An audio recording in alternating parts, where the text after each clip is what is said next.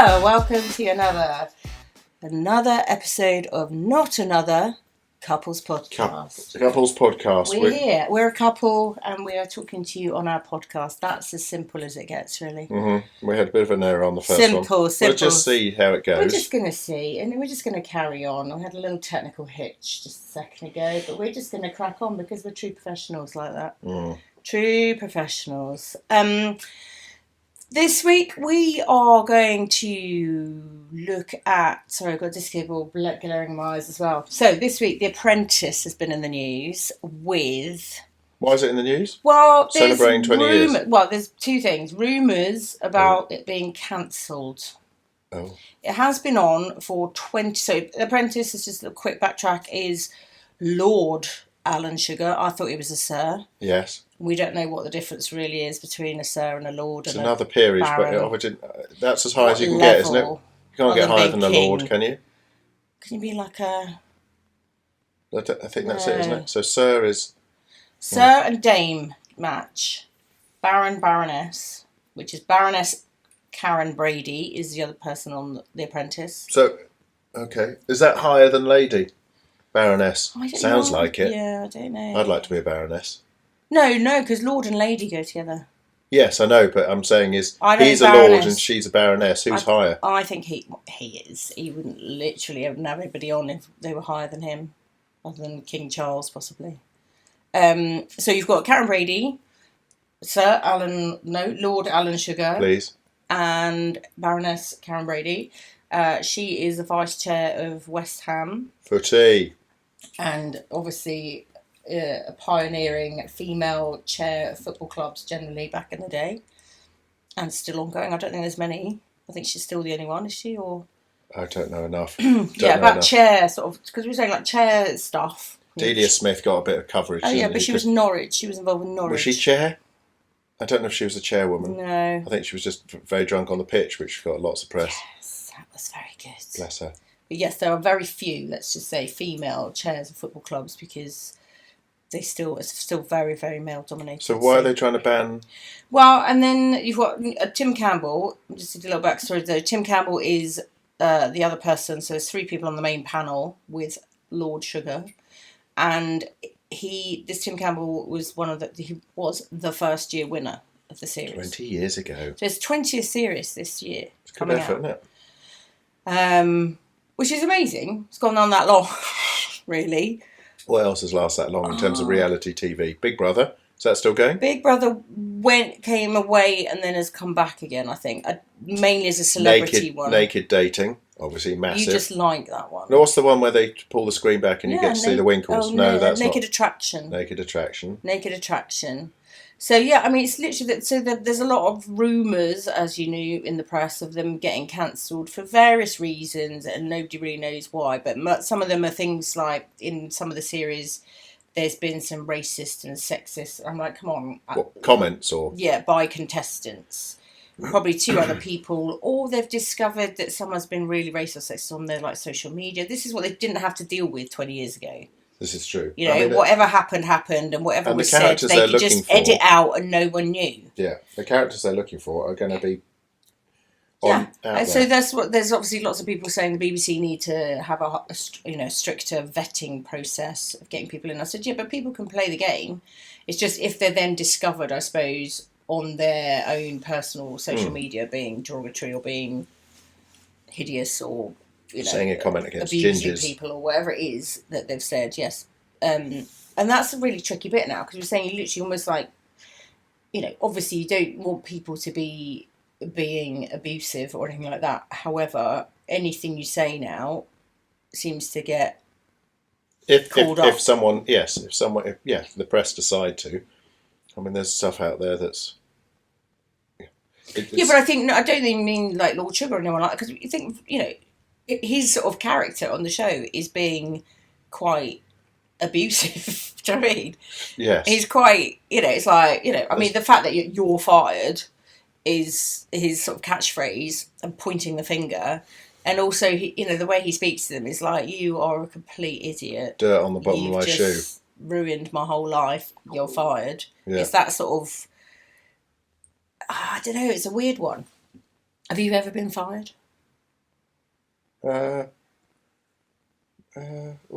Landscaping.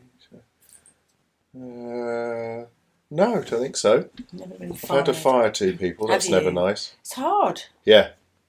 That was really quite unpleasant. I mean, you speak to friends of ours and stuff. Have to go around, or especially, clients who, take over companies and have to kind of restructure them. That's fucking horrible. People come in crying. They've got families, and you're gone, and you're like, oh, imagine.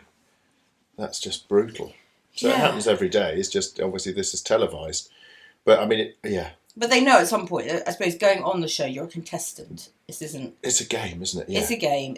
You're a contestant, but also at some point he's going to point the finger at you and say you're fired.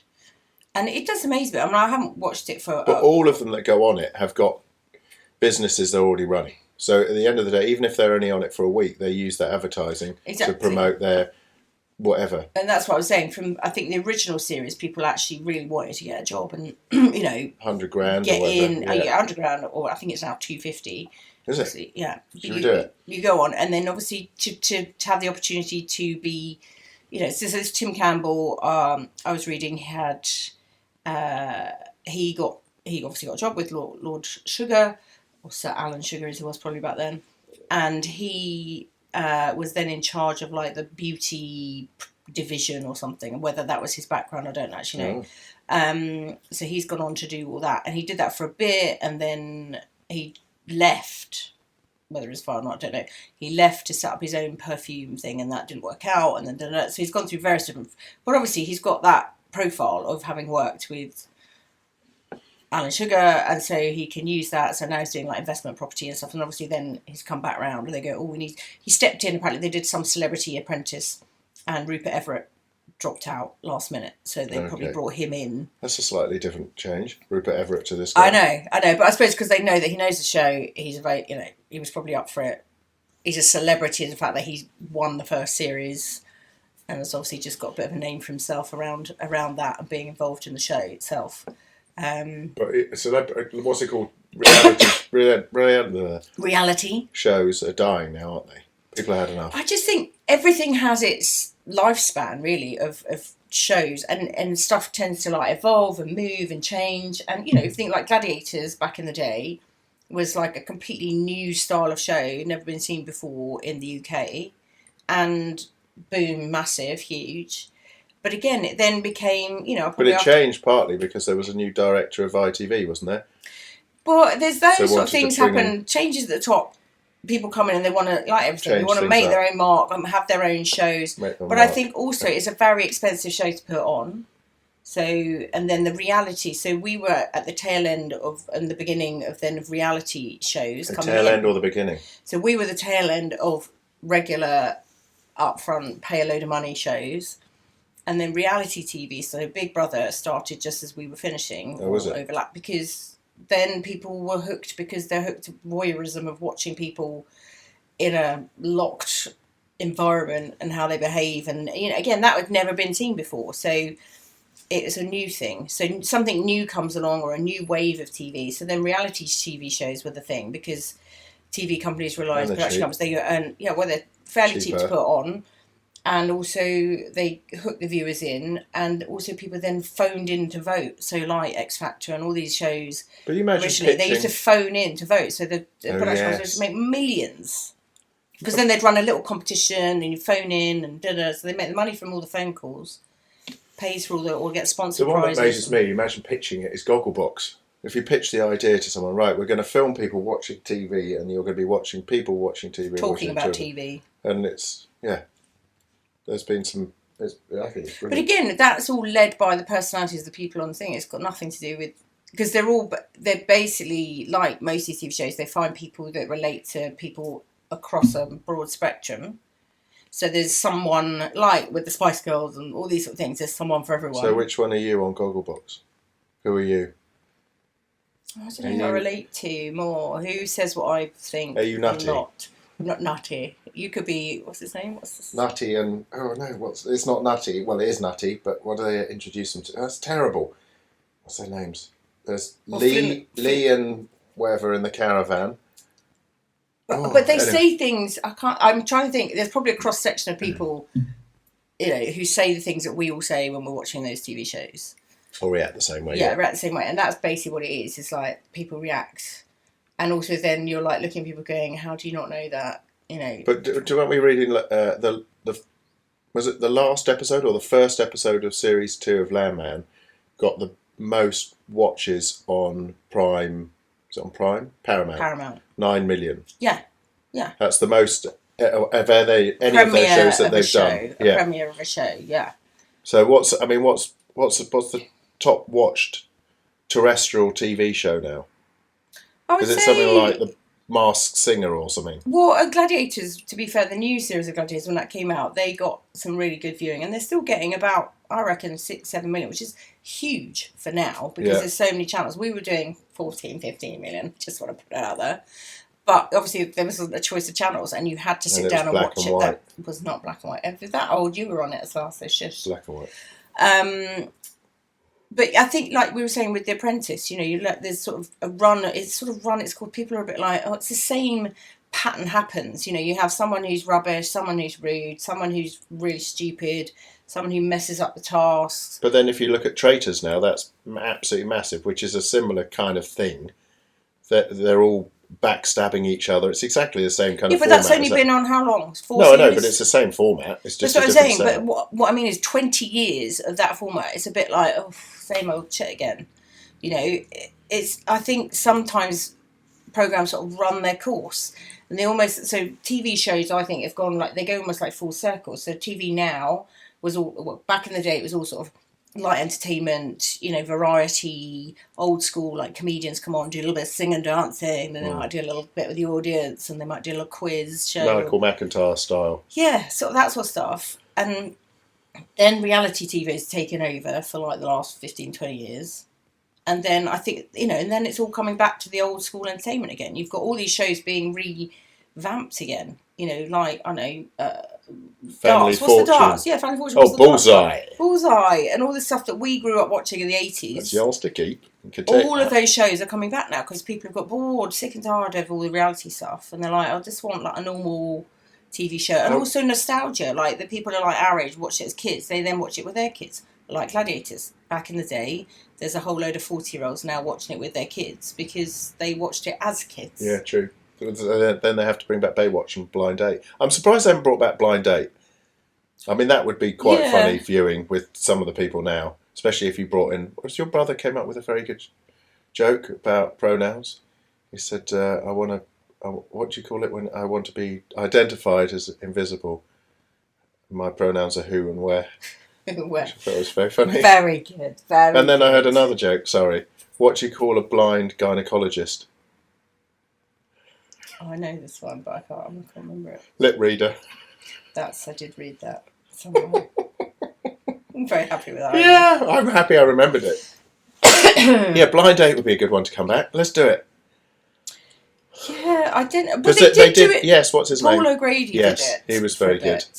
But and they changed it, but then I think they changed it, and then they brought in like their parents, or do you know what I mean? There was some, because obviously they've got to rejig it and make it slightly different, or bring it up to date, or. Did they ever have back in the day Blind Date same sex? No. Oh, see, that would be quite funny. Mix it all up, have everyone. But they did, I think, on the new one. Oh, okay. I think they definitely did on the newer one. What was that? I mean, some shows you find phenomenal. What was that show we were watching where someone's singing and the guy has to come down a stairwell, and if he likes them, he jumps down to the bottom. Goes down one stairs and then goes back up. I can't remember. Yeah, I mean, there's been shows like that. They've come on, they've gone, no, someone's commissioned it, and you go, how the hell did that show get commissioned when there's so many other good shows out there? So what is it? So The Apprentice. What we're saying is about The Apprentice is like, it's like a long run. It's 20 years. Yeah. Is it just time? It's just done. I mean, you had that. I nearly said iconic, because she's not iconic at all. But Katie Hopkins, who was you do know her. She was a contestant on The Apprentice. She's basically a female equivalent of Trump. Like, so self-assured. She's been on loads of TV stuff, like kicking off and causing all sorts of. Oh no, I don't know her. I think you would if you saw her. so they've had some people like that on. So then everybody comes on trying to be her because she's the person who got talked about all the time. And I see. But she's been on every daytime TV show talking about, because she's very controversial in her views. Do they still do The Apprentice in the States? I don't know, but so Trump was on it from 2004 to 2015, apparently. To 2015? Yeah, and then he went to run for president. Yeah. So that's why he came off it. But because he was like, nobody talked about him. He was like big in the 80s, and then nobody really talked about him from Trump Tower, and, you know, he was a nobody. So it sort of launched him back into having a higher profile. Yeah, I forgot. And then he got fired. That was really funny. He did. He got fired because it was an NBC program for his views on Mexican immigrants. Oh, I see. At the time. Okay. Which has just not changed, really, has it? No. I mean, Lord, Alan Sugar's, a very direct businessman, but I feel that he has a grip on reality 100%. Isn't he mad keen Tottenham fan? Is he Tottenham? But you know what I mean? He's just that old school, like, hardcore, don't fuck about, just get on with the job, do it properly. If you're going to do it, give it 100%. And I think because he sort of worked his way up from nothing to running a big company or whatever his background is. Yeah. He's a grafter in the old days. He's a grafter. And so I think he was the perfect person to do it. I wonder what their numbers are. Well, as soon as they hit under a certain number of viewing, do you think that's when they go right? Yeah, and I think, like you were talking about earlier, about someone coming in and just like recommissioning it, or like coming in and going, do you know what? It depends. Well, you don't also know what hold he has or what stake he has in that company. He must be. If we watched it, I bet he's involved with production and everything now. Yeah. So he's got a lot of sway on. Yeah, and I just think sometimes just, like, go out of the top. Don't keep wanging it out. A bit like 40 Towers. Only a few series, boom. Yeah, and Blackadder, it's just been boom. Playing and on for ages. I just think 20 years is just too long. But, obviously there's a run of people, there's production, they can come up with new ideas for stupid tasks. They do a celebrity one for Children in Need. Okay. They did recently. So there's a lot of TV footage that they can film. Use, yeah. And I suppose the weekly thing of it changing and evolving and who gets fired draws people in. I don't know. Especially when there's characters. But yeah, the cancel culture is, I think it's being cancelled. There's two reasons why it would be cancelled. Cancelled because it's just run its course and it's been on long enough. Cancelled because someone on the show said or done something. Yeah. Well, that's what all the comics do. When I listen to them, they're all like Ramesh Ranganathan and all the others, and what's his name? Josh Widdicombe and so on. They're always like, one click away from being cancelled. All it takes is like a throwaway comment which was stupid or whatever, and everyone's like, oh, no, can't use them anymore, and they won't get any work, and, they've seen it with colleagues who just made a stupid comment, And because their brains work so quick, and they're so quick-witted and reactive, I suppose, to things, because they have to be. That's what when you stand up comedy, you've got people heckling you or shouting at you, and you just react. But there's so many people. But then you think, oh God, there's like Trump. I mean, surely he should just be completely cancelled. Completely cancelled. Oh, I can't remember what country it is. I read it yesterday. Someone said there's a country where they are. Is it Wales? Or no, it can't be Wales. Where they are. Any politicians who lie are being shot. I don't think shot. Okay. But like castrated. You're fired. Oh. Bloody hell. I was like, why is this not like happening everywhere? How can you get away with just, especially like when you're running a country making such big decisions of just lying? How can you lie? Yeah. Was that Wales? No, it wasn't Wales. Okay. I don't think it's like, I can't remember. Oh, wish I'd known that. That just literally came into my head when we were talking about that. I've always wanted to try a lie detector, see how good they are. And just lie and see if you can get away with it. See if someone who is slightly psychopathic like Trump. What's it done on though? What's it? It's done on your reactions, isn't it? So is it not heart rate? Or? It's heart rate. It's. I think it's even temperature on the skin. I'm not too sure. They should make him do that all the time. Because if you really believe, some people can lie really well. Or there's Belming. And now, really wish I'd looked it up, but I'm going to say it. You're going to get cancelled. Oh my God. Oh no. A Cuban it wasn't the European. It was the it basically was an American politician or representative talking, and the Cuban guy obviously interrupted, and the speaker, whoever's in charge of the forum, went, "Sorry, we've got an input from Cuba," and he basically was being translated, saying he's completely lying. He's talking out of his arse, obviously, in his own version, and just called him out basically on. Within this thing, because he was both saying, we're going to take over Europe, we're going to, how Trump's been saying, Europe really need me to run it because we really get on really well with Europe and all this stuff. And obviously this guy sort of just saying whatever he's saying about whatever policy, and he's going, no, this is not how you do it here. This is wrong. You're lying.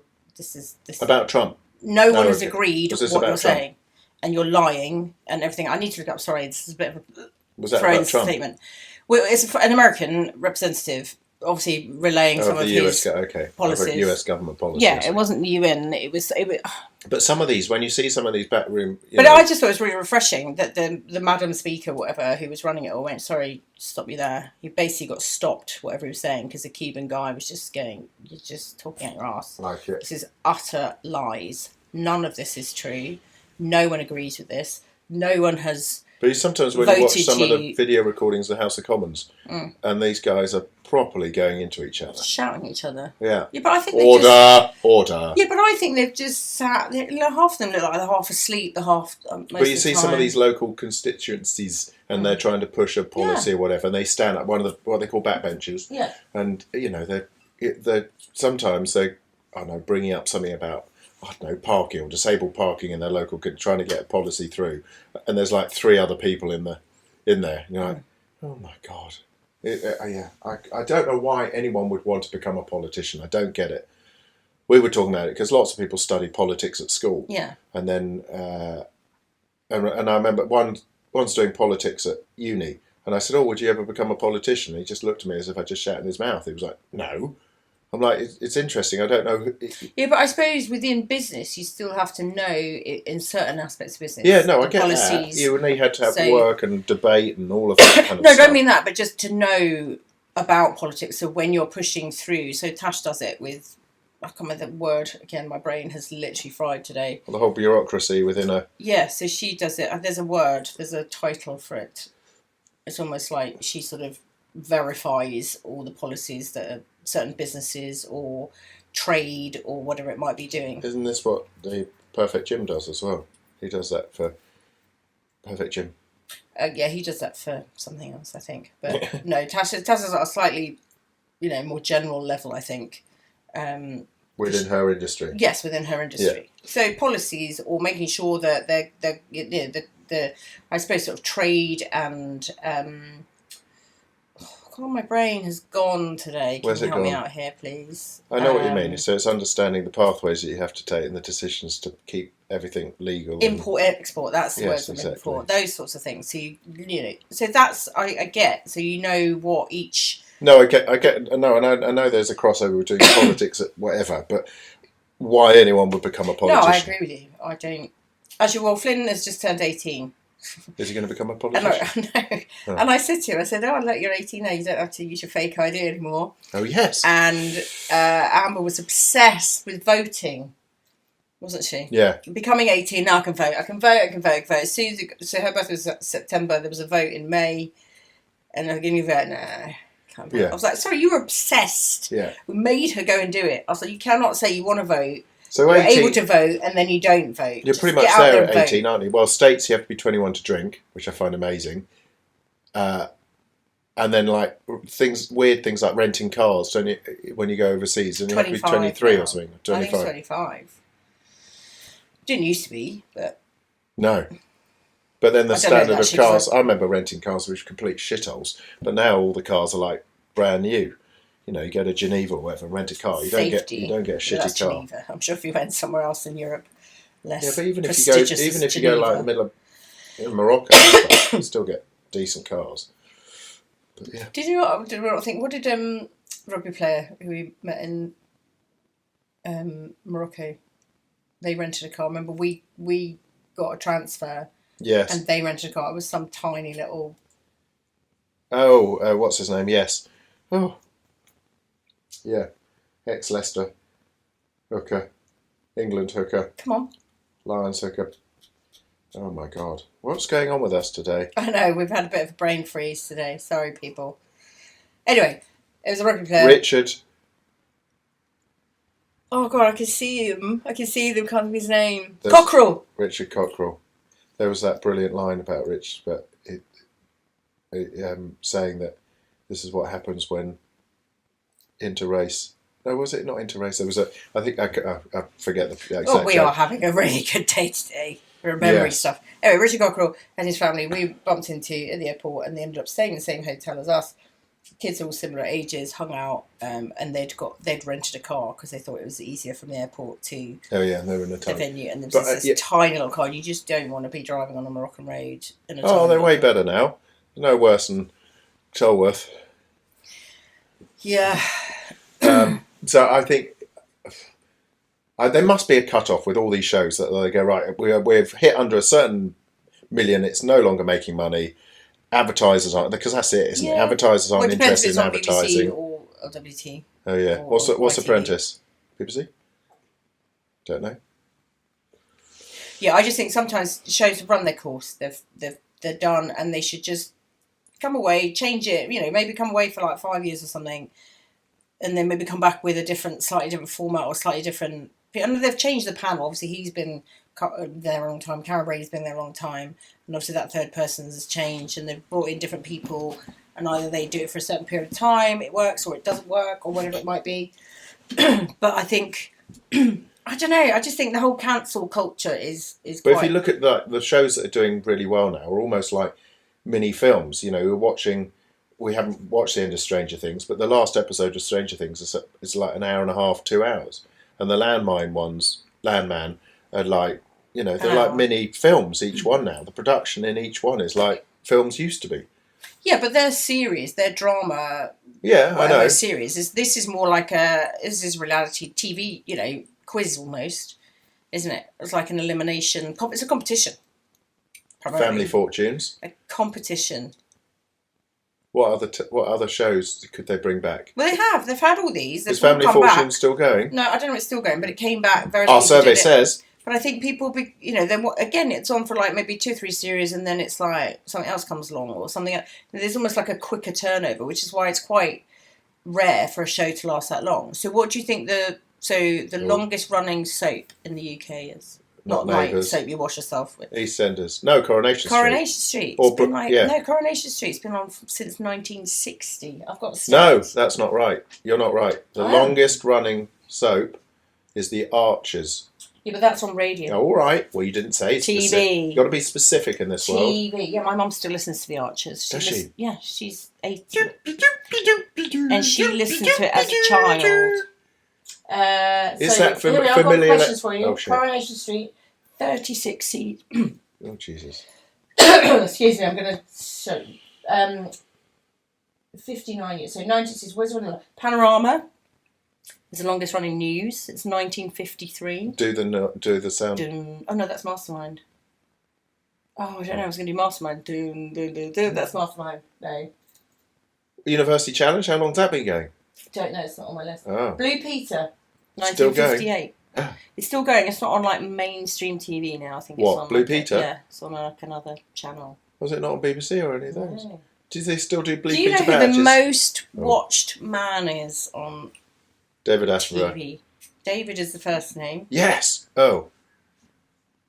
Please, on TV, not UK. Don't say Goggins. No, the Hoff.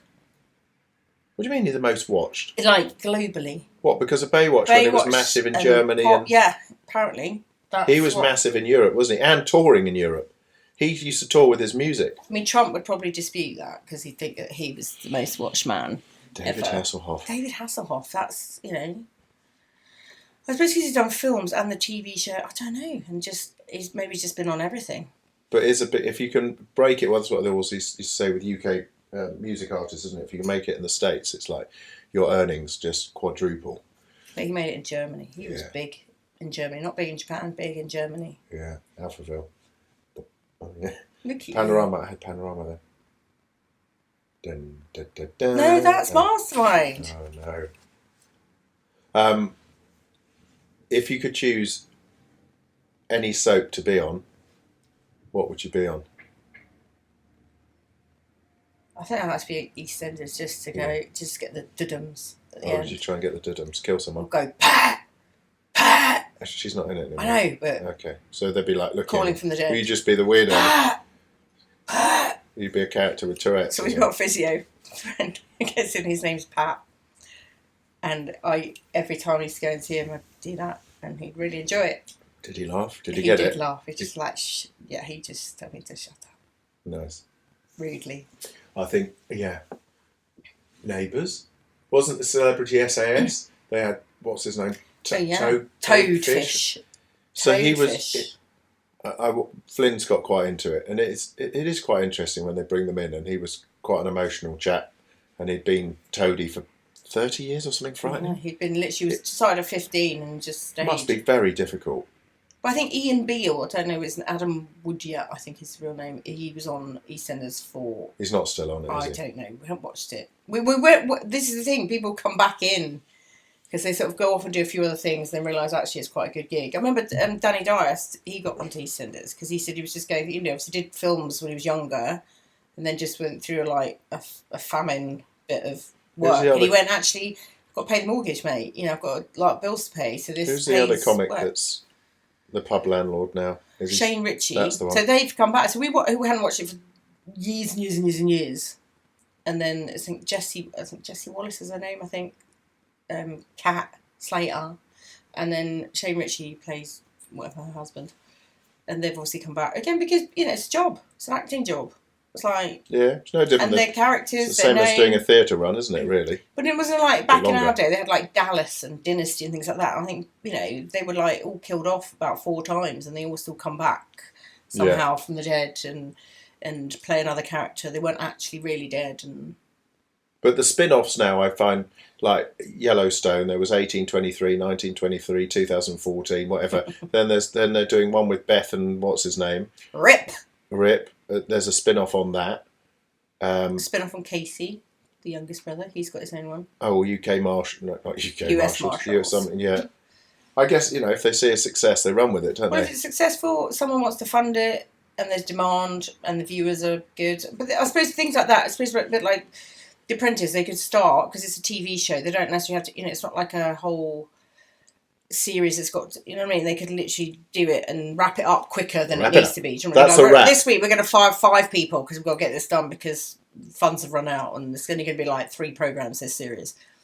Whereas something like that is a longer running series. They've got to commit to maybe like 8 episodes or 6 episodes or something to make it worthwhile. I'm with you. But I think, with something like that, it covers the whole, America's such a massive country and a massive market for little pockets of stereotypes, the cowboys or the oil men but people tap into it. When we don't know people like that, we don't know cowboys, we don't know anybody who works in the oil industry, but it's the characters and the sort of, I think for me there's humour in it. Yeah. Whereas in a lot of other American TV shows, it's all just very quite cheesy and sincere.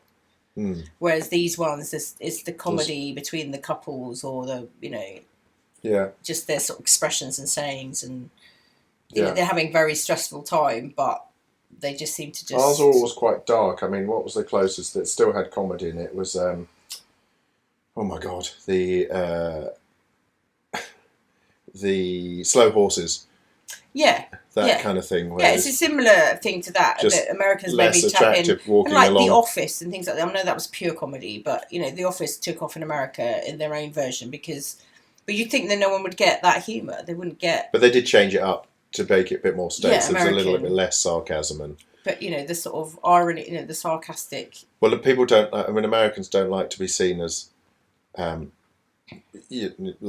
the way that, what's his name, Trent, obviously thought he was very cool, but actually was a complete cock, and how he ran things and so on.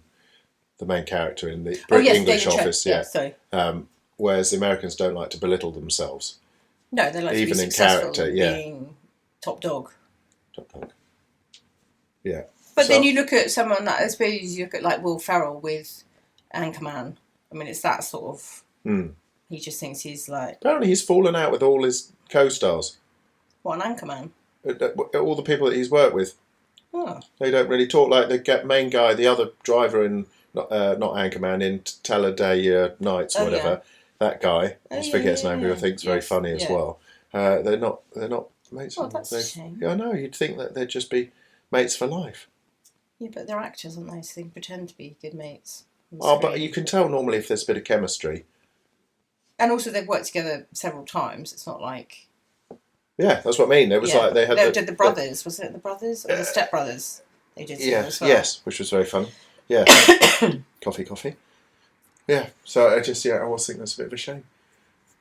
Whereas someone like The Rock and Kevin Hart seem to get on very well. But then you see, it's all back to like what's happening with the Beckhams. You know, we talked about Beckhams last week, and it's moved on a bit with Brooklyn's now put out his own statement, giving the truth from his perspective. Oh.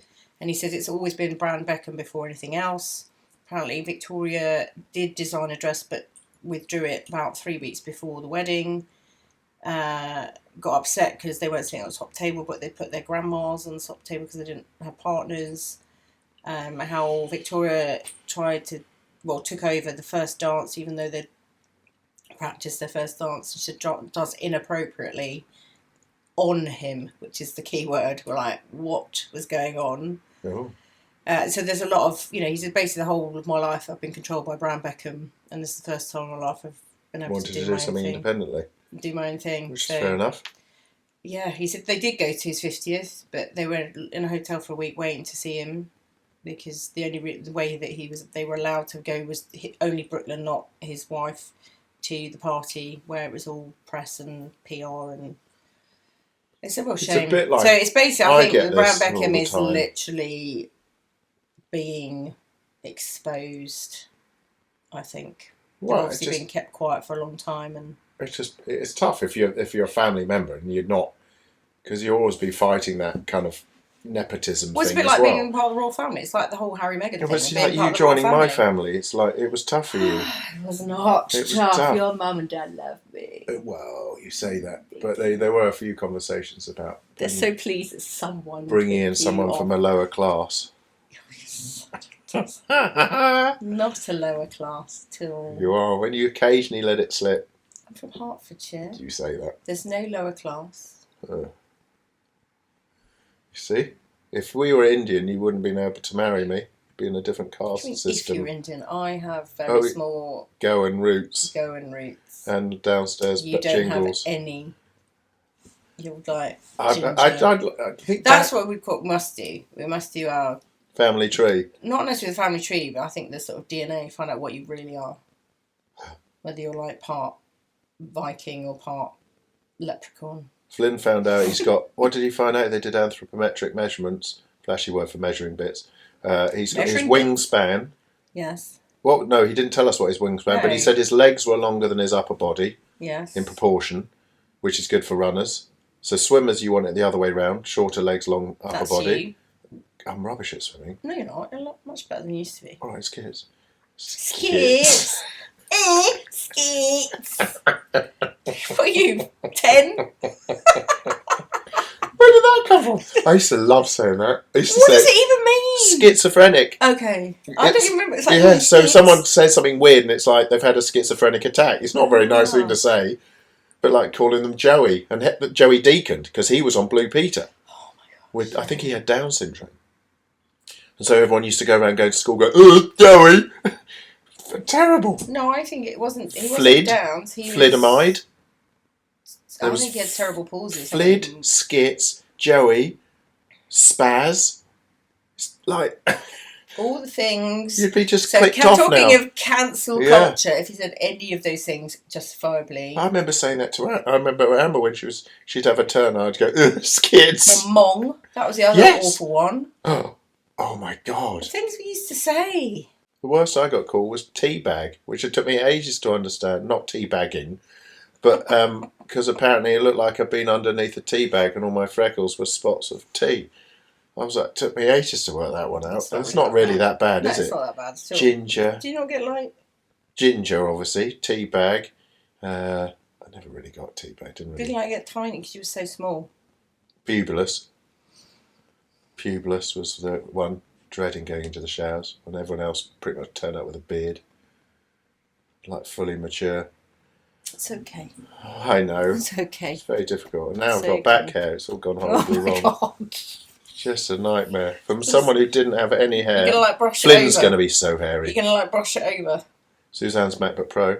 That's fine, it's fine. Oh, I'm just worried that your speakers... No, that just gets bored listening to us.